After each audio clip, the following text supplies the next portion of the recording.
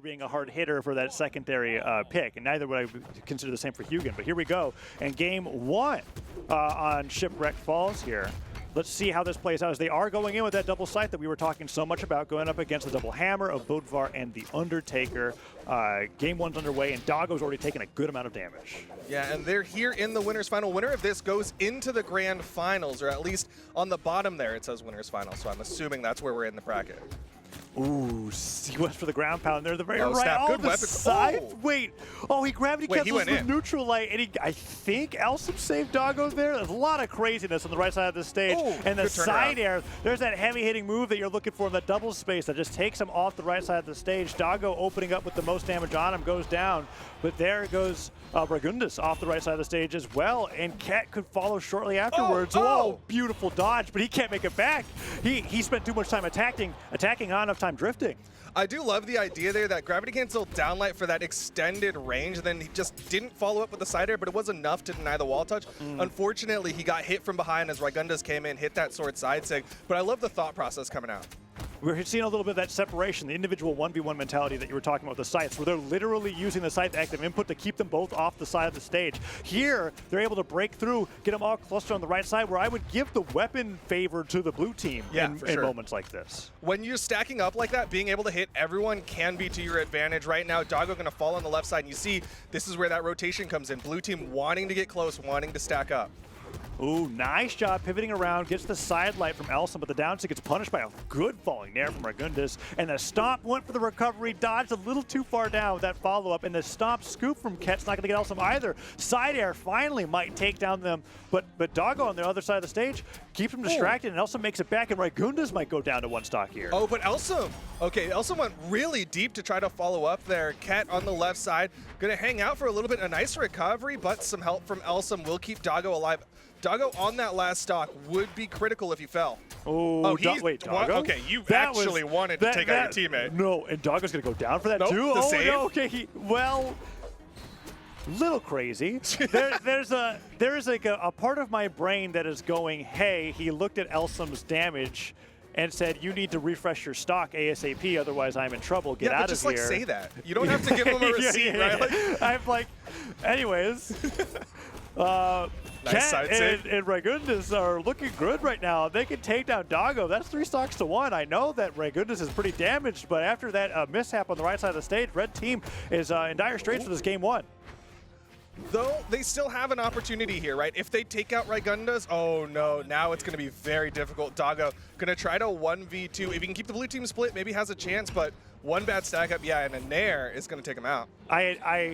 All right, game 1. Really well played by Ket and Rygunduz. Little confused on what happened in the middle of that matchup. Yeah, it was odd. Yeah, we talk about, okay, friendly fire, team damage, it's bound to happen in 2v2. We've seen the best teams do it over and over again. It is very strange when we see what looked like a very complicated conversion. You know, when you wall bounce off of a nair into a side air. Into the air. You can get your you can hit your teammate. You'd be like, oh, there were other people nearby. Going for that extra air, that was like that was just your teammate. Yeah, let's see. Let's see if that continues to happen going into the next game, because there was a significant momentum shift when that happened too. Doggo went down under the stage after that happened. Had to literally hit Elsom again just to be able to get back to the stage. Stocks were lost. Ket and Rygunduz were able to run away with it. Let's see what happens in game 2. Now we're on Shipwreck Falls, and we're going up with a 1-0 lead for the team that we were talking about being the underdog. Well, they definitely still have that opportunity, right? They clearly have this mentality of split up the blue team, really try to take them apart and win out in their off stages separately, but the blue team doing a really good job trying to stack up, make sure they're staying close to help out. And there you see in that double hit, oh, he hits his teammate with recovery though. Ooh, nice recovery from Elsom. Went for the nair, Rygunduz. Doggo just comboing Ket in the meantime. Nice job. I mean, we talk about the scythe only hit one person at a time. Doesn't exactly apply to Hugin's signatures. No. That was an amazing side sig, and now taking Ket off the stage, goes for the dodge to bait something up, but Rygunduz gets the stomp sider on one side, the neutral on the other, separating the red team and trying to go for the knockout. Can't quite get it, and everybody on the screen still has a stock there. Oh, finally, snap. both sides. I think blue team's going to go down. No, the recovery makes it back. Doggo avoids the strong hit of that recovery, but man, I'm surprised that Rygunduz is still on his 3rd stock. Yeah, really holding on to this stock for a while, Doggo. but Ket's got to be careful. Offstage opportunity, Doggo really hunting for it, but Ket's going to take out his teammate with the help of a scythe toss, and now advantage to the red team. Oh, but wait, that was it. I think I need to see a replay of that. It looked like he hit hit it with someone friendly else fire, and then got the swing. And the swing is what got the knockout, which is like kind of awesome to see, and that's something that I've seen too much with the Undertaker. But that was great. Nice recovery. Could go for the weapon throw, ground pound, but no, just can't quite get it. And the scythe strings coming out from Elsom here have been getting a lot of mileage on this game when it comes to just raw damage. We're seeing both sides on the red team level up. They're getting more and more extended strings. A fantastic gravity cancel side sig mid-string from Ket to make sure that he stops putting out that damage onto Elsom. Yeah, Elsom now has to stop Doggo from taking too much more damage here. Rygunduz on a really early last stock, despite surviving as long as he did on that first stock. Ket goes for the Nair, but that Nair was not quite enough, but the double knockout comes in from Rygunduz, and he makes up for that stock going down early, and the blue team takes the lead once again. And this is one of those things that we're talking about with the Undertaker, with that Thor. Very often when you see it in twos, it is one of the most surviving characters on the screen. Yep. Yeah, it just functions as that stock tank, such high defense. You get that hammer that is such a staple weapon in 2v2s, and then the survivability comes over the orb interesting as well. And look at that, two-sider side stick. Goodness! Did he just take down Doggo completely? Oh, no, the weapon throw gets it. And Rygunduz risks his last stock there trying to take Doggo down, and Ket goes down on the other side. Now he has to be careful surviving here, avoiding everything, but that neutral light leaves him open to be punished by Doggo's scythe. And there you're seeing that side play, right? Able to drag in Rygunduz and then a follow-up from Elsom. Unfortunate that it didn't lead to a knockout because that would have been huge given the opportunity. There it is. And now it's a 1v2. Sider's coming through. Elsom dash jumps forward. Nair comes through. Sidelight Sider from Ket in the 1v2 is boxing both players away. Hammer picked up. Stops it. Oh! He hesitated. He hesitated on the true combo that could have won him this game. Can he get another one? He does. Okay. He finds one side air, and now this matchup, Duke, is so much more winnable for Ket. I mean, that dropping a D-Light side air is pretty rough, but hey, he still got the knockout. Yeah, he just, you know what, he wanted to take out Elsom first, but Doggo, we've seen again and again that off-stage scythe, great spot dodge inside of that Sair, but a stomp side air off-stage. Weapon throw. One last chance for Doggo. He has a dodge. Oh, he went for the slide charge down sig, and he actually gets him with the backswing, and that's the stock. Ket gets the 1v2 comeback with 829 damage, doubling his teammates' damage at 420. What an amazing performance coming out from Ket. Dude, the active frames on that down heavy from Ket, it was such a good idea to go in. Because again, long active frames and it goes around. I thought it was done. I thought it was not a good idea, right? And then I looked at that and I realized what he was covering. He was covering outside and inside. Yeah, he was covering him falling off of the push-off columns, right? So just something that players will do a lot is they will touch the side of the wall, and then they will immediately push off just because, I don't know, they thought they were trying to avoid a ground pound. They covered the side of the stage, whatever have you. He covered everything with it. And he did the spacing just right when he began slide charging it, that he was able to do that. Because if he slide charged it a little bit too far, yeah, then you could have gone on the inside and gone on the wall. Yeah. So that was awesome. And that was, mind you, a 1v2 comeback after Rygunduz went down super early on. So well played by Ket. And now Doggo's looking at that, and they're just kind of like, screw the scythe. We got it. We got two hammers and an axe. So yeah, it brings out Thor, and Elsom goes over onto Taros. Yeah, we've got multiple hammers on the screen, or at least the opportunity for it. Rygunduz just a little low for the follow-up, but he does save Ket. Can Ket get the trade out? No, doesn't find the hit. Elsom's the one at most risk of losing the stock here. Rygunduz goes out for the recovery, stops Doggo from getting him, and the scoop from Elsom means it's a 6-4 stock lead in Game 3, as Rygunduz and Ket are trying to stabilize and start making it happen. Nice stomp side air. Let's see if Ket can get it on Doggo as well. Doggo needs a lot more damage, though, before stomp Sair will take care of the stock. Super minor thing, but Doggo's ground pound right before landing to try to stall out, make sure he doesn't go low enough for a downlight was really, really good for keeping this stock alive. And now he's going to go for the follow-up, doesn't hit the sidelight. Ooh, Elsom really going in with the axe. Went for the gravity cancel sidelight to extend. Oh, okay.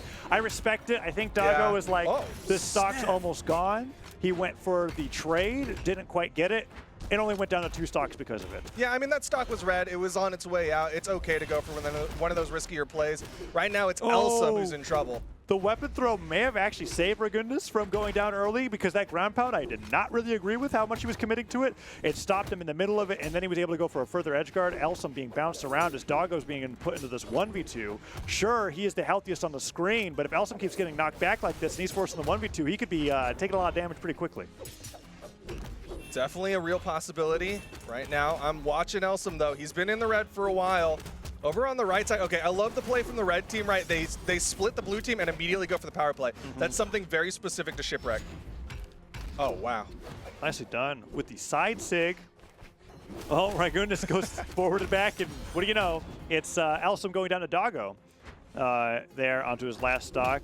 And they're trying to take down Doggo as well. A strategy here, we talked about this before, you just focus on the player that has the least amount of stocks and trying to make a comeback, because the blue team really needs to make a comeback. This is they've been in the lead all throughout the set, but after this legend swap from the red team, it's been pretty tough for Ket to make anything happen as he goes down to that recovery. Yeah, a fantastic stomp into the recovery, and now Rygunduz has to do this 1v2. Could potentially take out Doggo. Oh, wow. Wow, he's getting so much extra for that. Yeah. Recovery comes through. Nice D-Light recovery. Actually takes Doggo down. All right, Elsom really trying to show off the hammer there. Doesn't quite get it, though. The recovery comes through, and I mean, you can tell. I say show off because these are like wild options that he's doing off of recovery and down air. Wait, Doggo?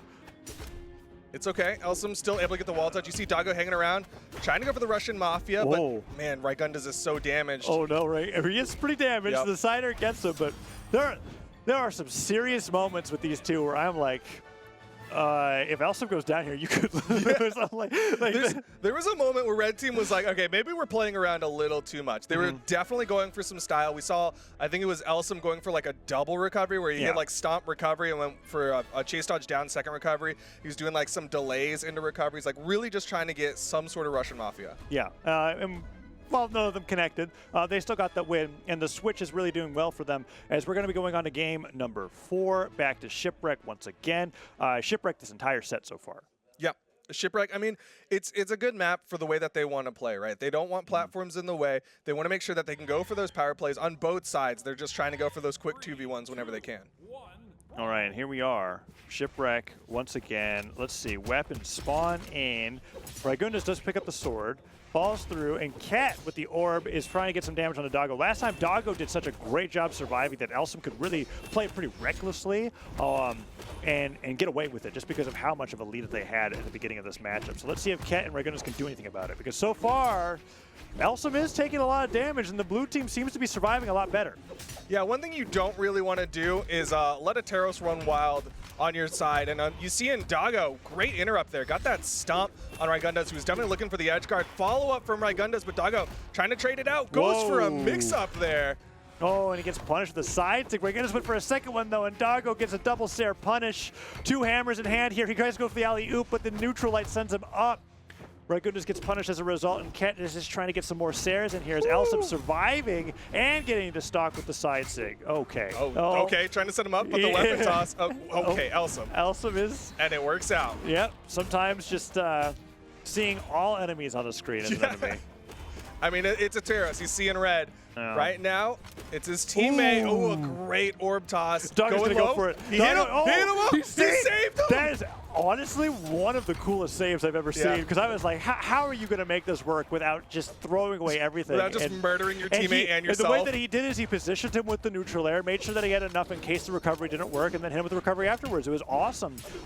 Shipwreck, a little difficult to make it back after then, and we're seeing the result of that. Both their stocks went down anyways, and Doggo is taking a ton of damage. But all things considered, relatively even, not too bad. I love the idea of that at the very least. Elsom getting greedy, though. I think Elsom's really feeling good right now because he is willing to play these off stages. Yeah, he's sweating in a lot of situations where he barely just touches. Oh, snap. Ooh, sidelight, side air, hitting both of them in the side signature. The weapon throw gets him off the dodge. Doggo's gone, and that stomp Sair's the double knockout for Rygunduz as they are now up 4-2 in this match point game.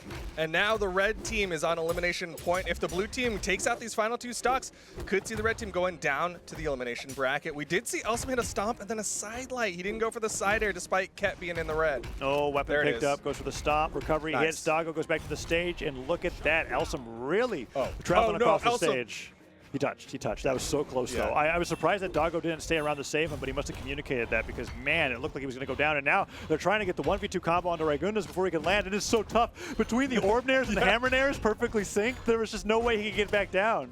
Just a wall of nairs. He took a decent amount of damage there, but still, blue team looking strong, especially with Doggo out on the left side. Blue team could close. I thought Rygunduz gave it back. Okay. Yeah. He gets the edge guard, the side stick on the right side of the stage. Elsom has to make it back in a 1v2. Weapon throw hits him. He goes for the dive kick. Slide charge misses. Recovery hits, and Elsom just trying to get back to the stage. That dodge was beautiful. I thought that orb was going to take him out, but no, he's still living. But this could be the game for the underdogs here. Weapon throw comes down, slide kicks. Elsom still surviving, but how long, Duke? How long can he make it work? The big thing is he's not getting any damage. He has no weapons. Like, he's just sitting on the side, taking hit after hit, and that's going to be the final one. Ket and Rygunduz go into the grand finals. Well played coming out from Ket and Rygunduz, and I was surprised. I was looking at that legend swap as they were like, okay, this is the double scythe. We're really trying to make this work as our team dynamic, and then if it doesn't work, we'll bring out some things that we know we can play individually. But after one game, Ket and Rygunduz just ran away with it, and it was a fantastic 3-1 performance. I love that Ket and Rygunduz were able to stop Doggo and Elsom from creating this narrative that, like, oh, we have to play heavy weapons, right? You know what I mean? Like, yes. Like, there was definitely this You're mentality what where I was thinking. Doggo and Elsom were like, all right, we're going to do it too, and we're going to win, and it's fine. And then I looked at it like, I was like, is this going to be like a battle of the fundamentals? But no, not the case there. Yeah, very well played. I'm interested to see how they're going to be doing in the lower bracket now, because we are going to be going there ourselves, or the elimination bracket. We're going into the elimination bracket to see what who their opponents are going to be, because they're not going to be playing against somebody right away. They're going down into the finals there in the elimination bracket, and then we're going to be seeing who's going to be getting up there in semis and in